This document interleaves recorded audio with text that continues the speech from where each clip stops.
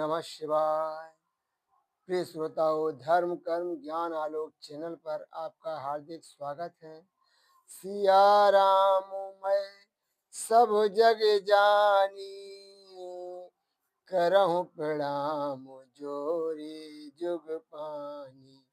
राम सिया राम जय जय राम सिया राम जय जय राम। प्रिय मित्रों, पिछले वीडियो में आपने पार्वती मंगल के अंतर्गत भाग 1 व 2 को सुना ही था, जिसमें नारद जी ने मैना को पार्वती जी के योग भर को बावला एवं देवताओं से भी पूजित बताया था। अब इसके आगे पार्वती मंगल की कथा का भाग 3, 4 एवं 5 को प्रस्तुत किया जा रहा है। ध्यान पूर्वक सुने। मोरे हो मन असे आवो मिलहे बरु बाउर, लख नारद हो महे सुख भाउर। सुन सह में परि पाए कहते भई दंपति, गिर जहे लगे हमारे जीवन सुख संपत्ति। भावार्थ, मेरे मन में भी ऐसी ही बात आती है कि पार्वती जी को बावला वर मिलेगा। नारद जी के इस वचन को सुनकर उमा पार्वती जी के हृदय में बहुत सुख प्राप्त हुआ, किंतु यह बात सुनकर दंपति हिम्मान मैना सहम गई और नारद जी के पैरों पड़कर कहने लगे कि पार्वती जी के लिए ही हम लोगों का जीवन और सारी सुख संपत्ति है। नाथ कहिए सोए जतन मिटै जहि दूसनु, दोष दलन मुनि कहो बाल विधु भूषनु। अवश्य होय सिद्धि साहस फलय सुसाधन, कोटि कलप तरु सरे से शंभु अवराधन।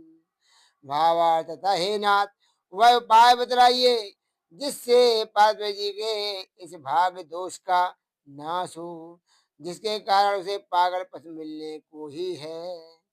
मुनि ने कहा कि सारे दोषों को नाश करने वाले शशिभूषण महादेव जी ही हैं। उनकी कृपा से सफलता अवश्य प्राप्त होगी। साहस दृढ़ता से ही श्रेष्ठ साधन भी सफल होता है। शिव जी की आराधना एक ही करोड़ों कल्प वृक्षों के समान सिद्धिदायक है। तुम्हारे आश्रम अवहि ईसु तप साधे, कहिए उमहि मनु लाए जाए अवराधे।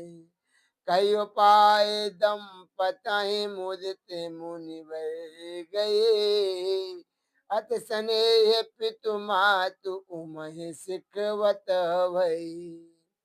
भावार्थ, देखो तुम्हारे आश्रम कैलाश में महादेव जी अभी तप साधन कर रहे हैं, अतः पार्वती जी से कहो कि जाकर मनोयोग पूर्वक शिव जी की आराधना करें।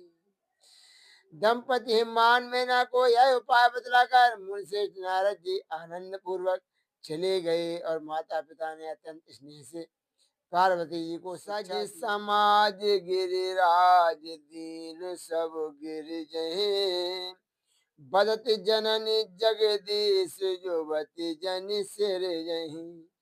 जननी जनक उपदेश महेश सेवहि, अति आदर अनुराग भगति मनु भेवहि। पर्वतराज हिमालय ने तपस्या की सारी सामग्री सजाकर पार्वती जी को दे दी। माता कहने लगी कि ईश्वर स्त्रियों को न रचे, क्योंकि इन्हें सदैव पराधीन रहना पड़ता है। माता पिता ने पार्वती जी को उपदेश दिया कि तुम शिव जी की आराधना करो और अत्यंत आदर प्रेम और भक्ति से मन को तर कर दो। छोटा भी भई भगति मन बचन करम अनन्य गति, हरि चरण की गौरव स्नेह सकोच सेवा, जाए के ही विधि वरन की। गुण रूप यौवन शिव सुंदर निरखि शोभन हरहिए ते धीर अचति विकार है तुझे रहते मन से जे बस किए।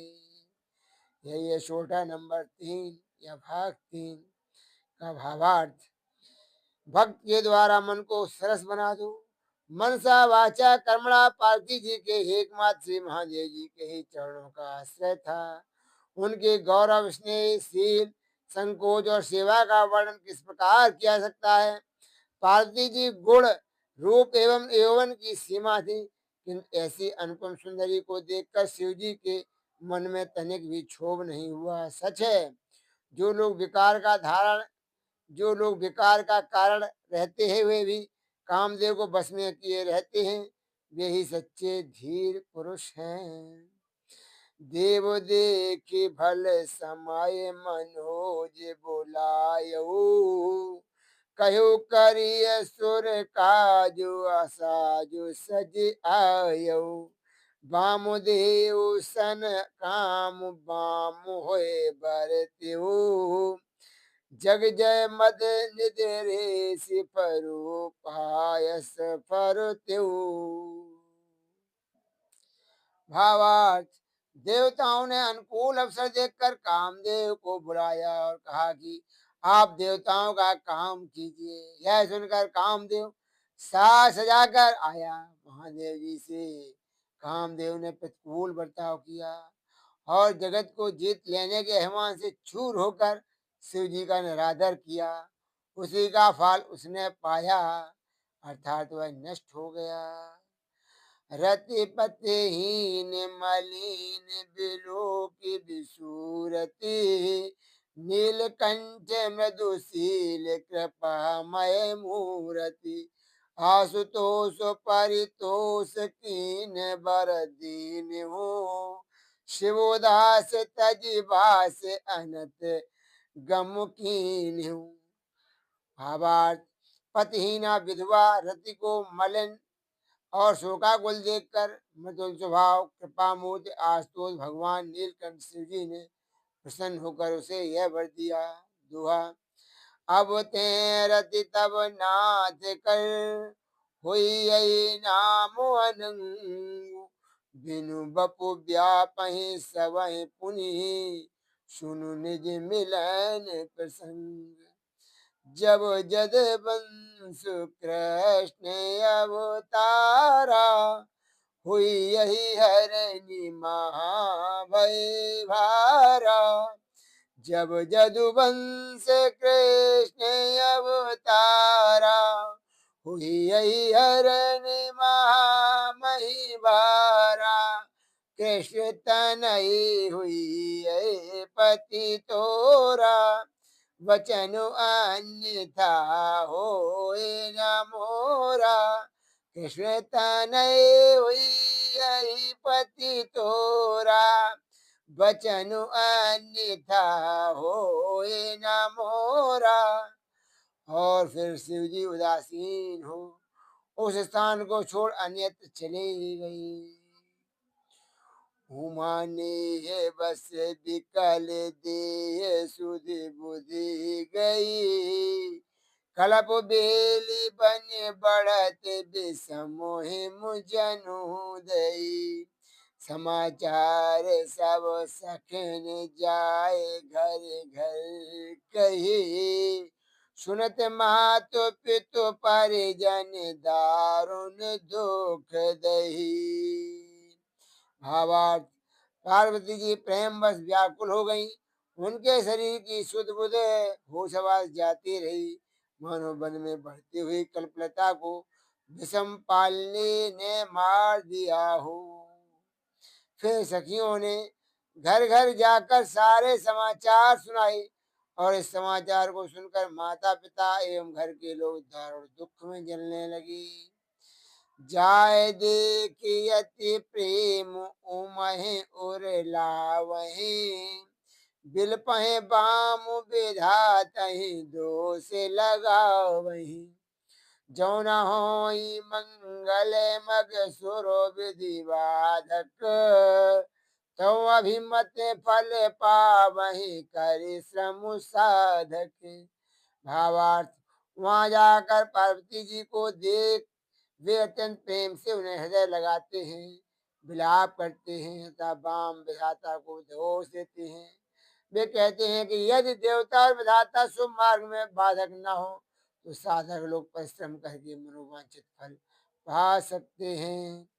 छोटा नंबर 4, साधक क्लेश सुनाए सब गौर निहोरत, धाम को सुनाए काहि सुहाए, घर चित चाहत चंद्र ललाम को, समुझाए समय दृढ़ाए मनु पितु मातु आयसु पाए कै, लागी करन पुण्य अगम तपो तुलसी कहे किमि गाय के। भावार्थ, सब लोग साधकों को क्लेश सुनाकर पार्वती जी को घर चलने के लिए निहोरा करते हैं, पर उनकी बात कौन सुनता है और किसे घर सुहाता है। मन तो चंद्रभूषण श्री महादेव जी को चाहता है, फिर पार्वती जी सबको समझाकर सबके मन को जड़ कर और माता पिता की आज्ञा पा पुनः कठिन तपस्या करने लगी। उसे तुलसी गाकर कैसे कह सकता है। फिर उमा तो पितु परिजन लखी गिर जापन, जही अनुराग लाग चित सोए हेतु आपनु, तजो भोग जिमि रोग लोग आहि गन जनु, मुनि मन सहुते अगम तपहि लायो मनु। भावार्थ, पार्वती जी की दृढ़ प्रतिज्ञा देखकर माता पिता और परिजन लौट आई, जिसमें अनुराग पूर्वक चित्त लग जाता है वही अपना प्रिय है। उन्होंने भोगों को रोग के समान और लोगों को सर्पों के झुंड के समान त्याग दिया, तथा जो मुनियों को भी मन के द्वारा गम्य था ऐसे तप में मन लगा दिया। सको चाहे बसन विभूषण पर सत्य जो बपू, ते शरीर हर हेतु अरम्भु बड़ तपु, पूजय सेवाएं समय तेहु कराए निमज्जन, देख प्रेम व्रत ने मुसराए सज्जन। भावार्थ, जिस शरीर को स्पर्श करने में वस्त्र आभूषण भी सब चाहते थे, उसी शरीर से उन्होंने शिव जी के लिए बड़ी भारी तपस्या आरंभ कर दी। वे तीनों काल स्नान करती हैं और शिव जी की पूजा करती हैं। उनके प्रेम व्रत और नियम को सज्जन साध लोग भी सराहते हैं।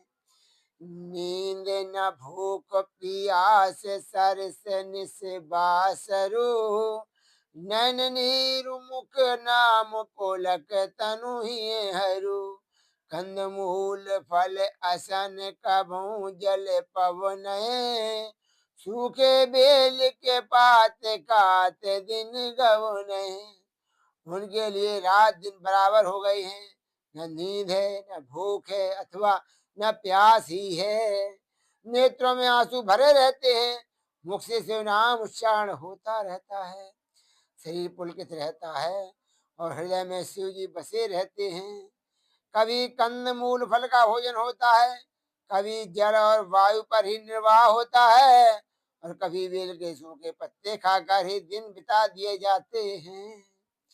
नाम अपर ना भयो परन जब परिहरे, नवल धवल कल का कीरति सकल भुवन भरे। नाम अपर ना भयो परन जब परिहरे, नवल धवल कल कीरति सकल भुवन भरे।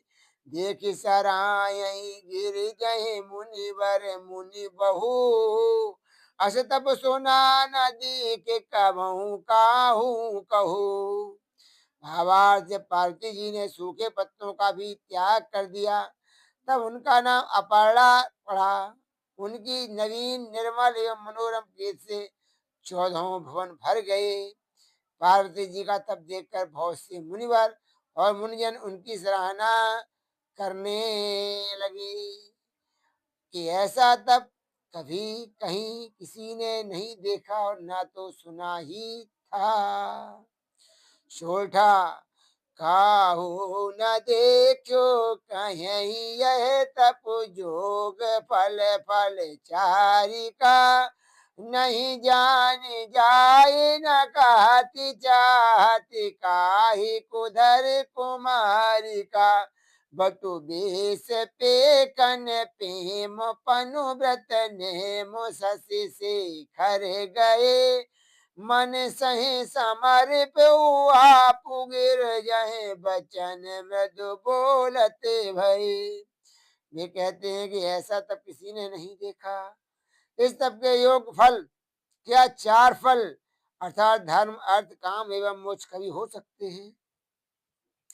पर्वत राजकुमारी उमा क्या चाहती है जाना नहीं जाता और ना वे कुछ कहती ही है। तब सत्यशेखर श्री महादेव जी ब्रह्मचारी का वेश बना उनके प्रेम कठोर नियम प्रतिज्ञा और दृढ़ संकल्प की परीक्षा करने के लिए गए। उन्होंने मन ही मन अपने को पार्वती जी के हाथों सौंप दिया और पार्वती जी से सुमधुर वचन कहने लगे। यह प्रस्तुत अच्छी लगी हो तो चैनल को सब्सक्राइब करके बेल आइकॉन अवश्य दबाएं। वीडियो पर लाइक कमेंट एवं शेयर भी करें। अगले वीडियो में मिलते हैं, इसके लिए आज्ञा दीजिए। धन्यवाद, बहुत बहुत धन्यवाद। पूरा वीडियो सुनने के लिए बहुत बहुत धन्यवाद।